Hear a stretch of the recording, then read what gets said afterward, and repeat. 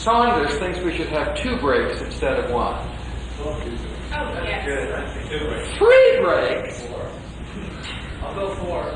If we let you have the 2 breaks, will you come back in 5 minutes? Especially you, Miles.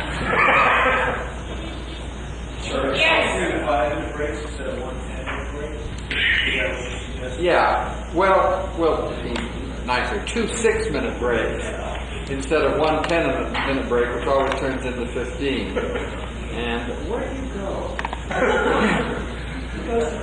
What can you do in 15 minutes? Don't answer that. That's all right. So anyway. All right. We were talking last time about this little article, and we started out with the point that Calvin wanted the church to be celebrating the Lord's Supper.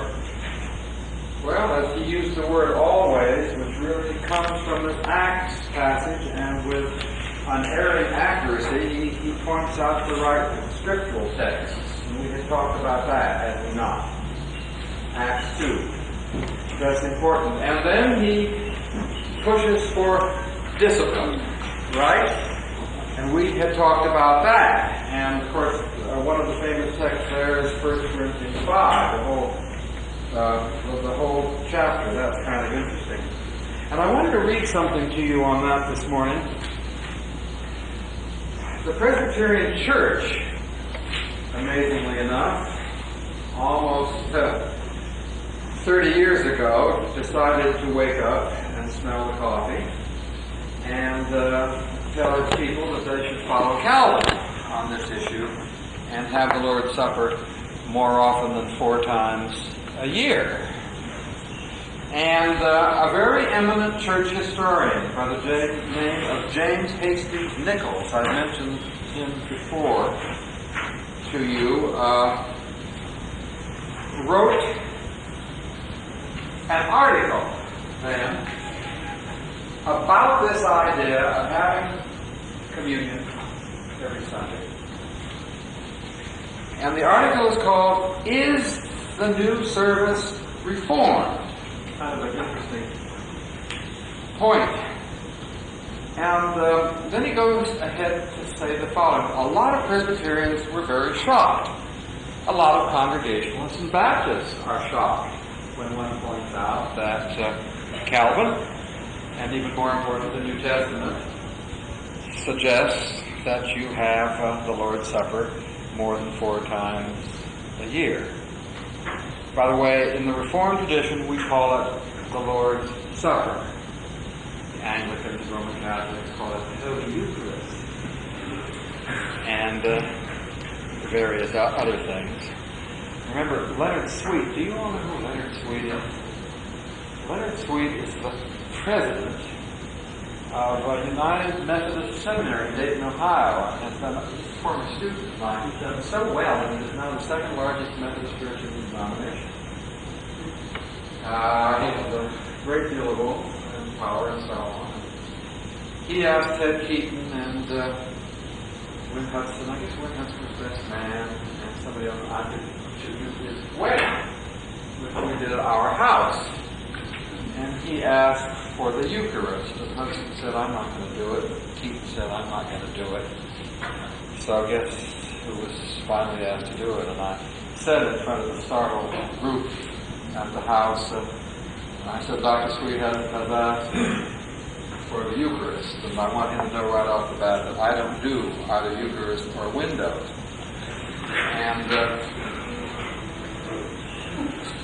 thank you, that's a pain. Anyway, I don't do either Eucharist or windows. This is a Protestant house. We do the Lord's Supper, and if you'd like to have that, I'd be glad to administer it to you. So we went ahead.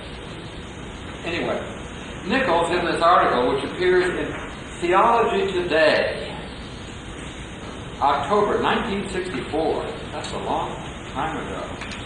I was just getting into middle age then.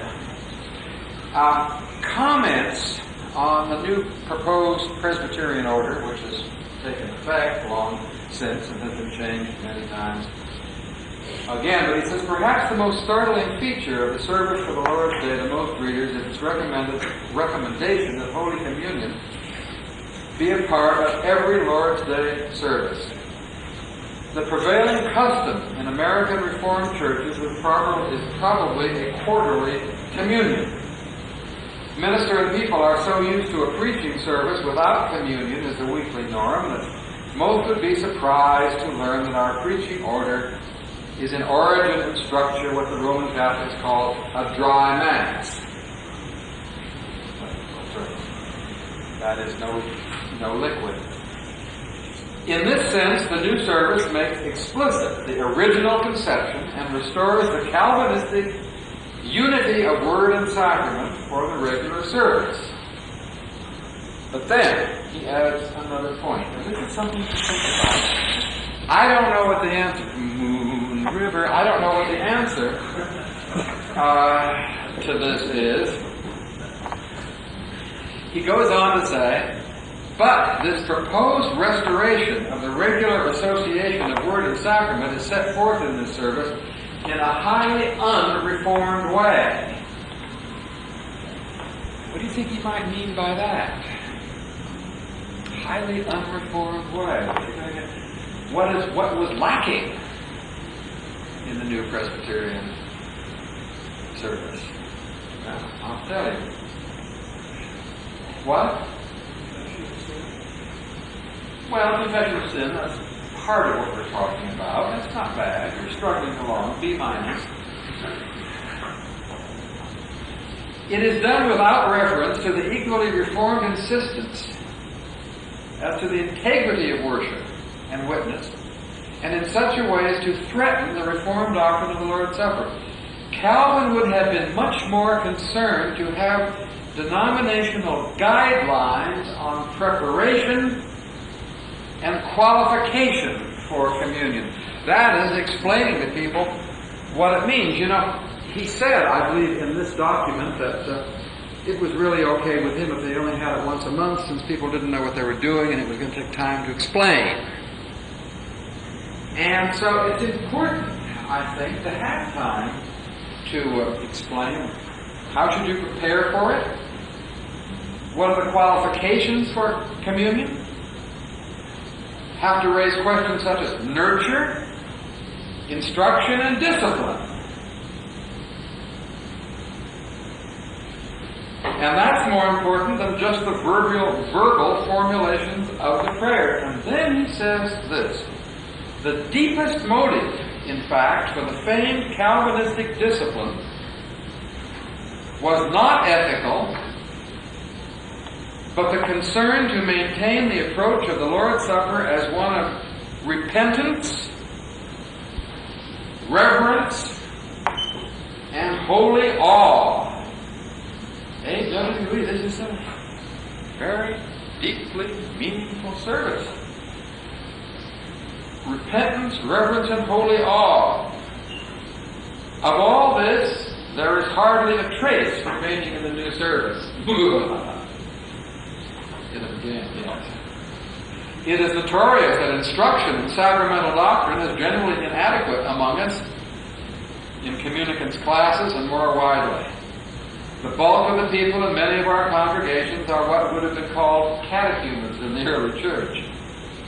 If our boards of education produce satisfactory materials on this subject, they are not generally known or used. Our pastors are uncertain and hazy on the theology of the sacrament. To be a communicant member does not mean that one is prepared to approach the Lord's table in the sense contemplated in our traditional confessions and service books. And if in this situation, without further attention to instruction, nurture, and methods of preparation, our people are brought weekly to the Lord's table, will we not undermine our very doctrine of the Lord's Supper? I think I told some of you about, I don't think I mentioned in this class, at the First Presbyterian Church in Portland, Oregon, I brought a woman who happened to be divorced and her son to worship at the First Presbyterian Church. And it was Communion Sunday, and the kid didn't know what was going on. And so here was all the bread and the grape juice all over the table. The kid said, "What's going on?" And the mother said, "Shut up." And when the bread comes around, take some. And when the grape juice comes around, take some. It's a very bad idea. No, she came from Canada background. She said, when the bread comes around and the wine comes around, take some and shut up. So the kid was very unhappy, and he sat there until the stuff came around. Bread, of course, came first. He took his handful.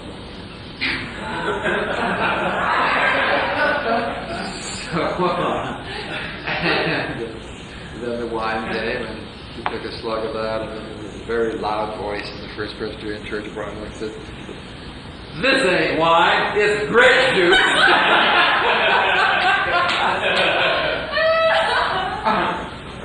Now the mother should have said, "Shut up and don't take part if you don't know what you're doing." So there always should be some words in Baptist, what we do at our church back in Sacramento. The minister invites all those who believe in Jesus Christ to partake. That's the minimum. In the old days, in the 19th century, it used to be tougher than that. Have you ever heard of a communion token? Good. Where did you hear that? Oh, years. You look much younger than you must be. What? Well, I do. I've heard about it. You've heard, yeah. Well, it's very, very interesting. The question was, this was such a high and holy moment, and only believers should take part in this, because according to the Scriptures, there's a question about your damnation, your illness, and your death, if you take it in an unworthy way. It's very tough. And by the way, Calvin kept that in the service.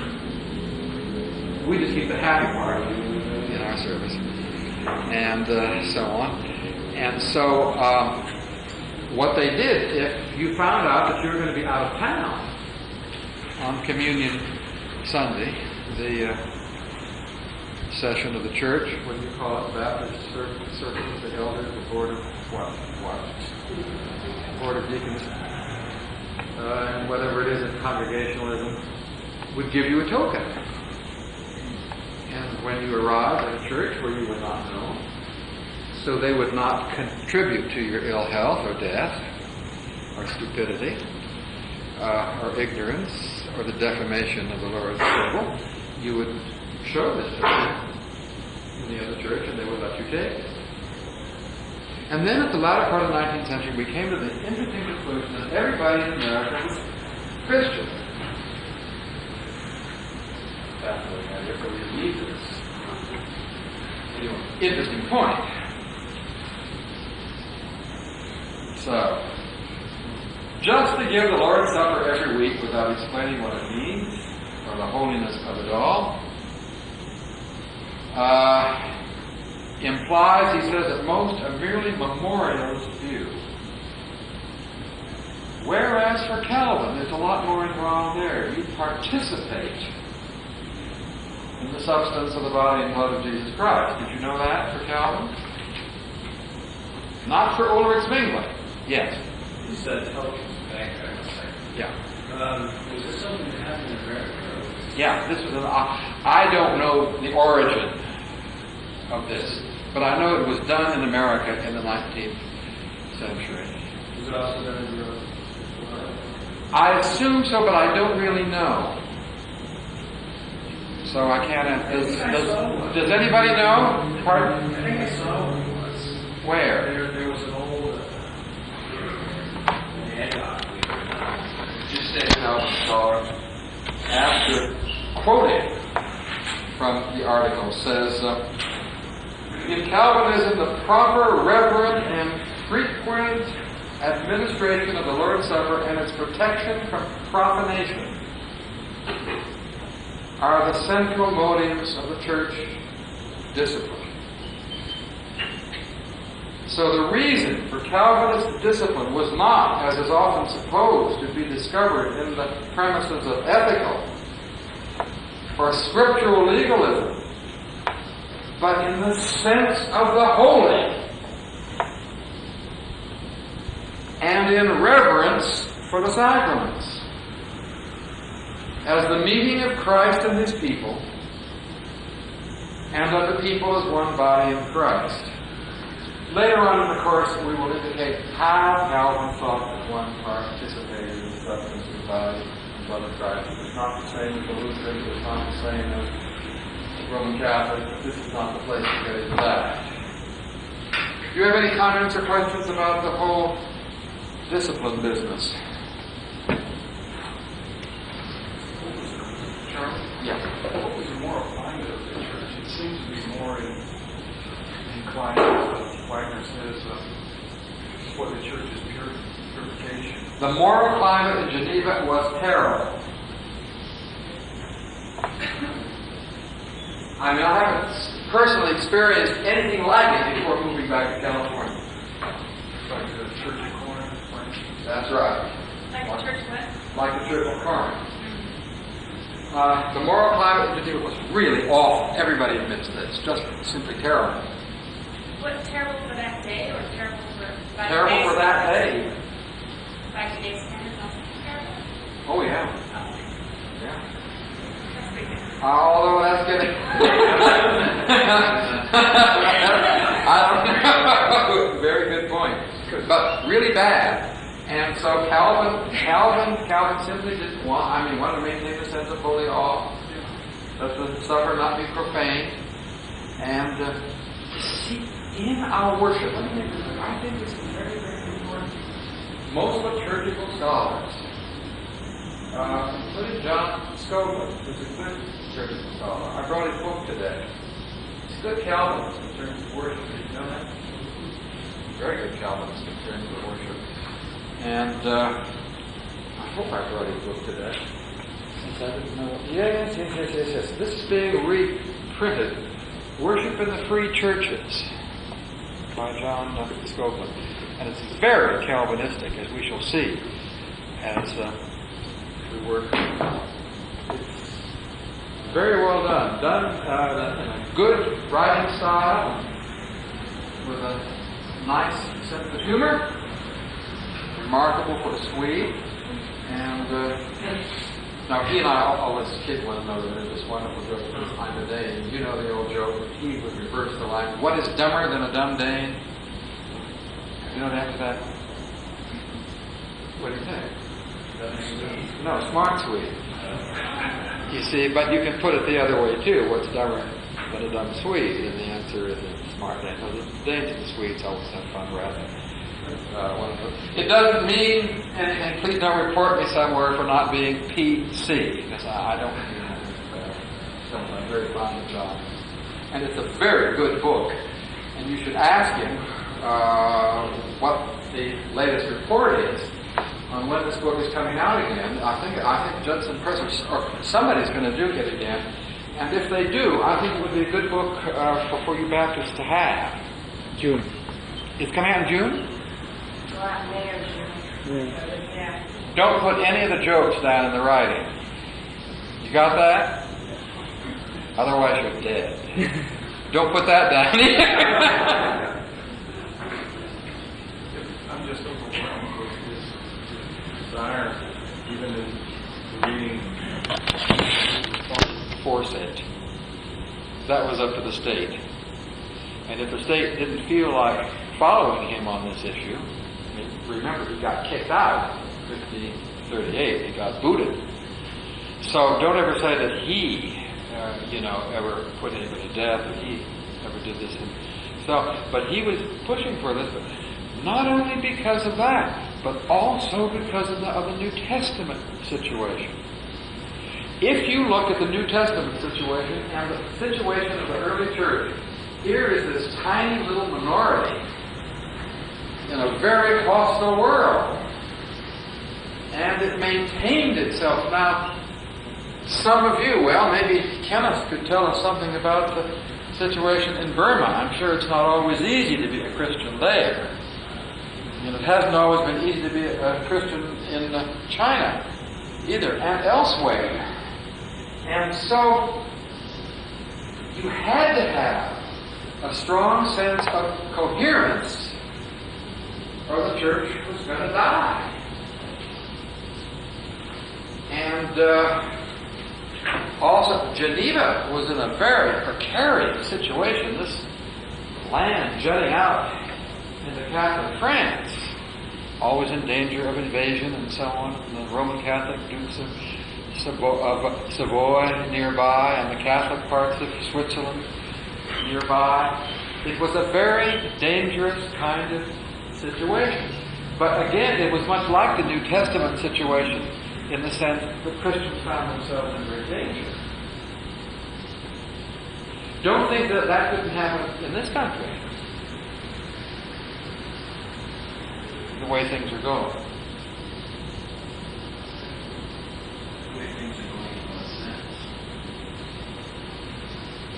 Well, I think the impact of Christianity is weakened. You mean like dividing and Oh, well, that way, or just you mean family in the sense of the family? I'm a Calvinist. Let your mind go to the most horrible things. I don't know what's going to happen. I'm just thinking about dangers. But well, as we, I'm worried. I'm worried about our lack of education in the churches. I'm worried about Protestant theological education. I can play the game of being PC too. I can play the game of being religiously neutral if you want me to, but I don't think that's the point in the Protestant theological seminary. I think in a Protestant theological seminary, we are supposed to indicate our point of view, because if we don't, nobody else is going to. You can dump it if you want. You are free to do that, but I don't think my job is to present those things, which I hold very, very dearly anyway, in a neutral sort of way. And certainly not in a hostile sort of way. So I regard that as my role. I've taught in other kinds of situations where I can be very neutral, and so on. But I don't think that's the point. I don't think that's the point here in terms of our context. My judgment is that when you hire somebody to teach you theological education, the person should not only be competent, but should also be a believer. And if you're not a believer, well, there's always Cal.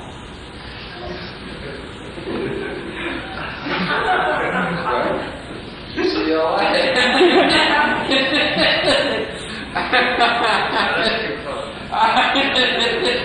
Yes. Yeah. Protestant movement, both Lutheranism and Calvin,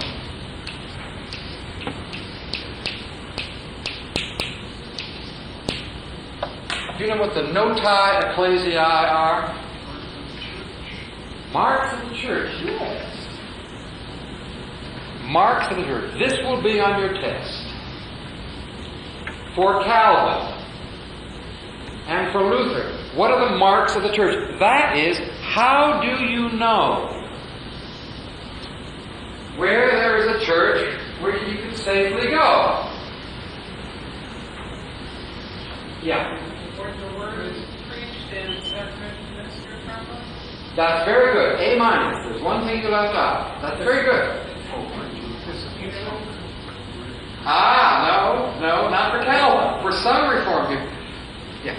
The marks, the noti ecclesiae, where you can, and by the way, Calvin also argued, if you've got this in a church, if this is being done in the church, you should not leave it.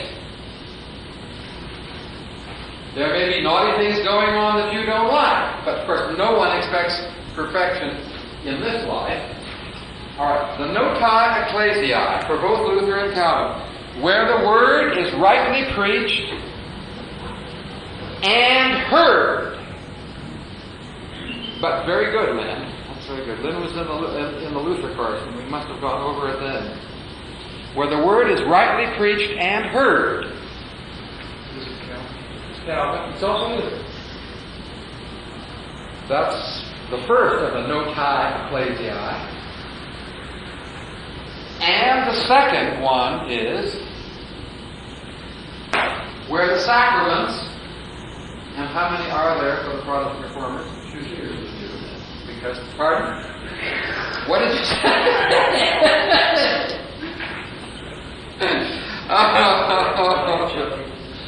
Pardon?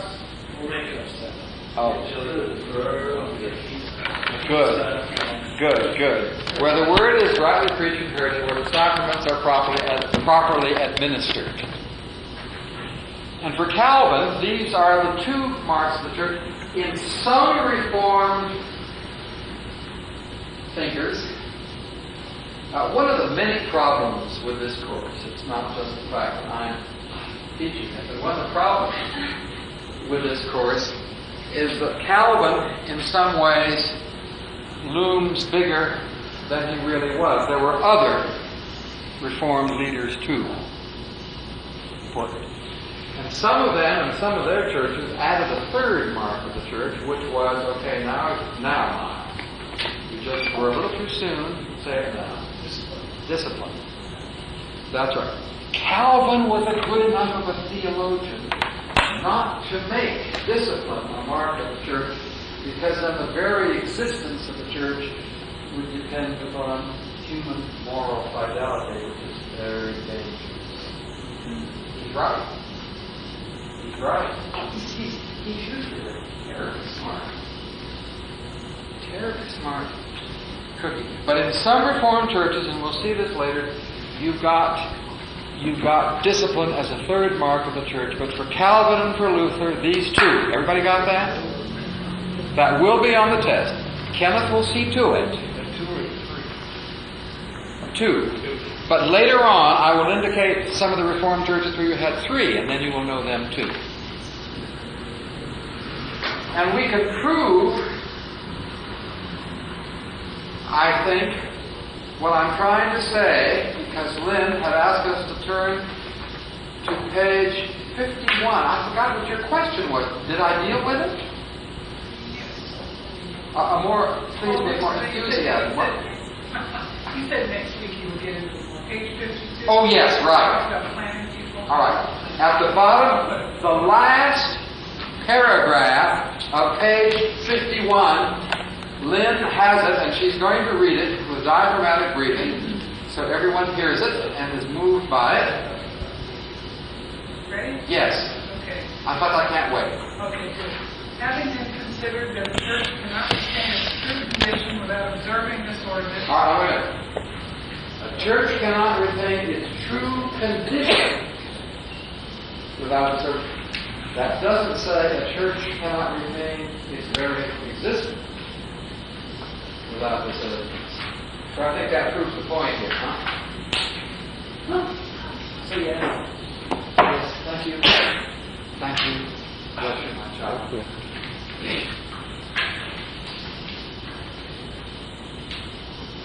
Okay. Now, actually Calvin puts the Lord's Supper and discipline under one point. Because then we go on to the next point, which happens to be music. We're not going to get into the marriage rites and so on. It's not going to have the marriage rites, and we don't get into that. But it's interesting that both Lord's Supper and discipline are under the same point, showing the connection that we've been trying to talk about, right? But the reason for discipline is connected with the Lord's Supper, to maintain this reverential awe. And then, going on with number 2. Does somebody want to start to read that? That's at the beginning, page 48. After, yes. 1, 2, 3, 4, 5, 6, 7, 8, 9 lines down. 10. Yes. Okay, go ahead, Mom. Further, it is a thing very expedient for the edification of the church to sing some songs in the form of public devotions, by which one may pray to God, or to sing His praise, so that the hearts of all may be roused and incited to make like prayer, to render like praises and thanks to God. Okay. Very, very important point. Liven the church up. Have the people sing, not just our monkish choir up there performing in a language nobody understood, but having the people sing the psalms. And again, on page 53, if you'll turn to that. Somebody else, you got that in your David Shakes, have you got that in your 53, the last paragraph? Yeah, on the other hand. On the other hand, there are the songs which we desire to be sung in the church, as we have it exemplified in the ancient church, in the evidence of Paul himself, who said it is good to see the congregation was not apart. We are unable to compute the positive edification which will arise from this, except after having experimented.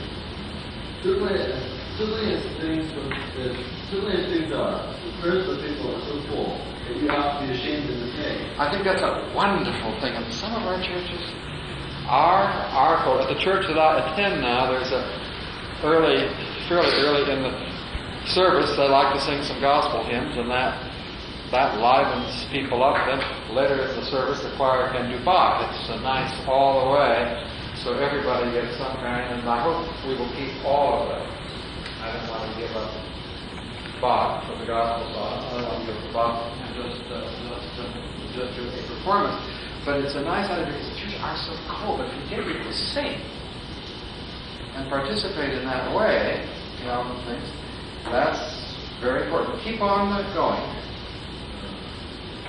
The songs can guide us to lift up our hearts to God and move us to adore. Ardor. Well, I don't know what adore. Well, I know what adore is, but go ahead. It is looking and exalting His praise, the glory of His name. Moreover, it will be thus appropriate and one benefit and consolation to post and those belonging to Him in the heart of the church. For He has reduced the psalms, not to be true to the psalm, to be murmuring among themselves without any understanding. That's right. People singing in the language nobody understood. Protestant reformers battled for the vernacular so everybody would understand and could respond. Okay, anybody else want to go on with the next line? Who's got? Oh, yes. Thank you. Yes, you. The blue. This manner of proceeding seems especially good to us, that children, who beforehand have practiced some modest church song, sing in a loud, distinct voice. No. Why the stress on the loud, distinct voice? Sharing. Yeah. They know what they're saying. This is why for Calvin, the music should never be so intricate that people are just carried away with the 4-part harmony and all that kind of stuff. So they're more interested in the noise they're making than in the words they're saying. Okay, keep on going. The people listening with all attention and following heartily what is sung with the mouth, till all become accustomed to singing communally. But in order to avoid all confusion, he must not allow that anyone, by his influence, and to put the congregation to derision, should come to disturb the order we have adopted. Okay, so now here we go. How does Calvin argue from the New Testament that one's supposed to sing in church? He talks about Paul. If you don't have these texts right at heart, I would say that your knowledge is appalling. Or fall off. Oh, very good. Very good. That's what Adelaide Stevenson once said about Norman Vincent Peale. Did you ever hear that incredible statement? Paul is in, but Peale is falling. All right, everybody ready? We're going to have a Bible sword drill. Let me find it first, because I was not raised in a conservative home. It takes me a long time. Oh, yes. Oh, New Testament's good. in the back of the book. Ephesians is in the New Testament. First of all, someone will read from Ephesians 5:19. Speak to one another with psalms, hymns, and spiritual songs. Sing and make music in your heart to the Lord. Very good. You got that very fast. Very good. Should you keep goose grease in your Bible? More rapid? No, that's good.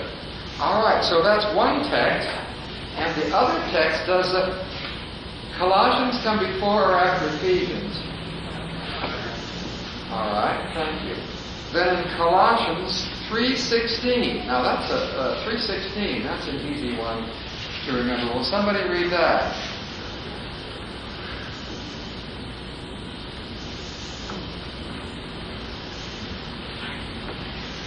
Are you lacking Colossians in your New Testament? Let the word of Christ richly dwell within you, with all wisdom, teaching, and admonishing one another with psalms and hymns and spiritual songs.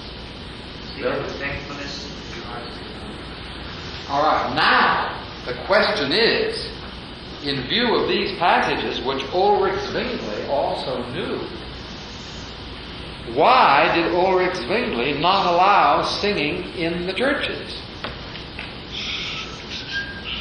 Look at the text. Look at these two texts. Think. Zwingli wanted to do nothing that was not commanded by God. Yes? In your hearts. Right. That's right. Zwingli interpreted singing in your hearts as to be different from singing with your mouth. And in both of these texts, it talks about singing with your hearts, in your hearts. And so, Zwingli cut out all music in his churches. What was the big church? Where did Ulrich Zwingli do his work? Zurich, also in Switzerland.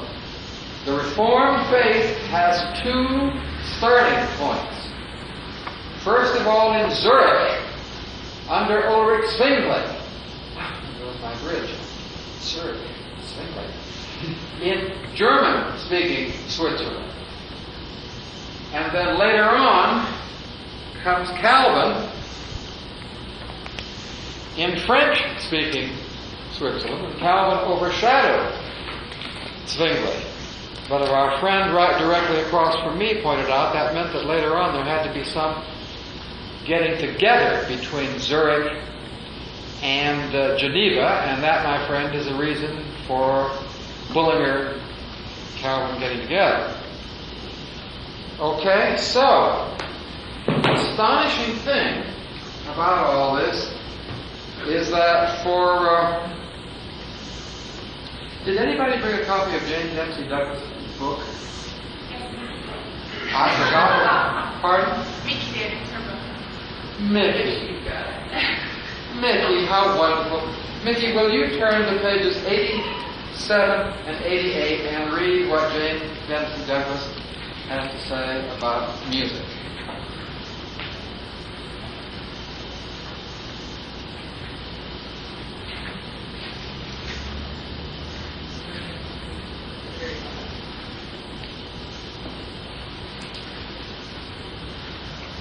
Calvin acknowledges that his Roman opponents ridicule the leading practice of having the women as well as the men sing the psalms together in public worship. Aha, the women too. The nice thing about the Jane Dempsey Douglas book, any point that has to do with women, she will make it. And she will make it correctly. Let's start out again. Read that over again, since I'm so vulnerable. Calvin acknowledges that his Roman opponents ridiculed the Genevan practice of having the women as well as the men sing the psalms together in public worship and in the vernacular as well, but he believes the women should fully participate in this way. If the Holy Spirit bears testimony to us from heaven from repudiates and refutes unmeaning sounds which are uttered elsewhere, we are content. Sure, you're doing so well. Women's public leadership in the church. Except for Calvin, the mainstream reformers seem to be unanimous that public leadership in worship or preaching is forbidden to women by God. We have seen that Calvin is ambivalent on this question. On the one hand, he knows that biblical women's prophets, but on the other hand, he expresses some compliment as to how, for example, the daughters of Philip can exercise the prophetic gift in the early church without scandalizing the community.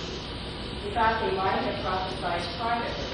He clearly argued in both the Institute and some commentary that the injunction for women to be silent in church is in the realm of human law and could be adapted to changing cultures and needs of the church. On the other hand, So it's adiaphora. Okay, keep on going. On the other hand, he just as clearly communicates his conviction that the sight of a woman preaching in church with her head uncovered would be scandalous. It is uncertain to what extent it is the preaching and to what extent it is the uncovered head that is offensive. He also at times argued that it is improper for a woman who ought to be subject to men to exercise authority over men by preaching and teaching. So the priesthood of all believers did not for Calvin automatically free the church to call its women ministers to public leadership in the congregation. Okay. Interesting point. But Calvin was also very open to the fact that many of the rulers in Europe at this time were women. And he said God could do this. It was John Knox, his disciple, John Knox of Scotland. Have you all heard of John Knox? Scotland, the great reformer of Scotland. Went down to Geneva, studied under Calvin, went back to Scotland and battled with Mary, Queen of Scots, ardent Roman Catholic. They really hated Roman Catholics. And Knox finally won, and Mary finally had to leave. But Knox wrote a tract. Have I told you this before? The first blast of the trumpet against the monstrous regiment of women. Boom! This directed against Mary, Queen of Scots, and Mary Tudor in England, who was another ardent Roman Catholic. And he published this without checking it with Calvin. In the meantime, Mary Tudor in England dies, and another woman ascends the throne by the name of Elizabeth I, who was a Protestant, and a very ardent Protestant. She had to be a Protestant or admit that she was a bastard, because her father had divorced Mary Tudor's mother, and so on, and had married Anne Boleyn, and Elizabeth was the daughter of Anne Boleyn. She was an ardent Protestant, and somebody showed her John Knox's cute little tract, the first blast of the trumpet against the monstrous regiment of women. And Elizabeth was, shall we say, a strong personality in her day, and she was so angry.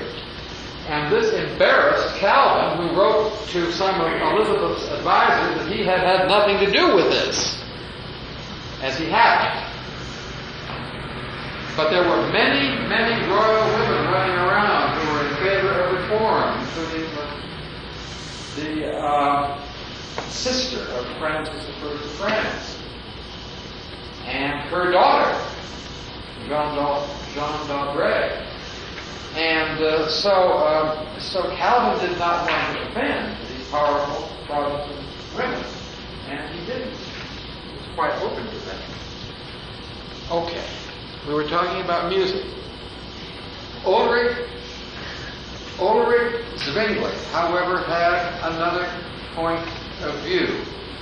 And when he saw these passages, say in Colossians 3:16 and the Ephesians passage which we have read, that the Lord of Christ dwell in you richly, and so on, singing with grace in your hearts to the Lord, Zwingli replies at once, here Paul does not teach mumbling and murmuring in the churches, but shows us the true song that is pleasing to God, that we sing the praise and glory of God, not with our voices like the Jews, but with our hearts.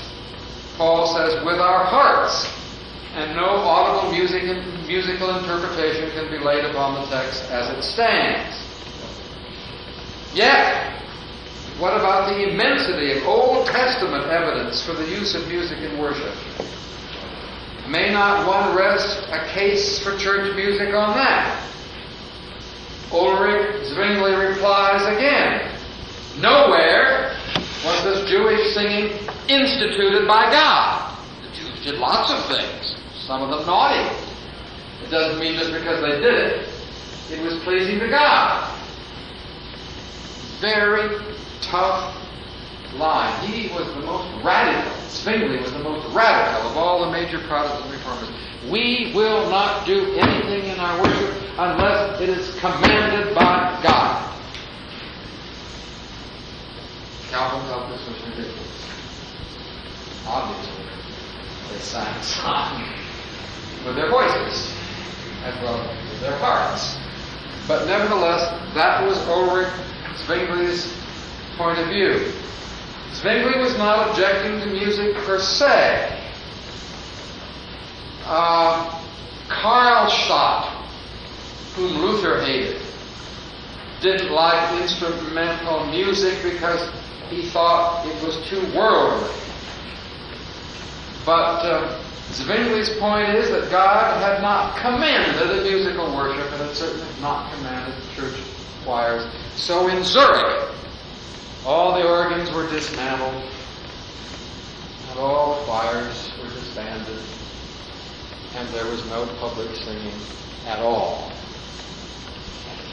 So, it is terribly, terribly interesting and important that Calvin, on his first visit to Geneva, tries to reinstitute music, because the Protestants there didn't have it either, because they were under the influence of Farel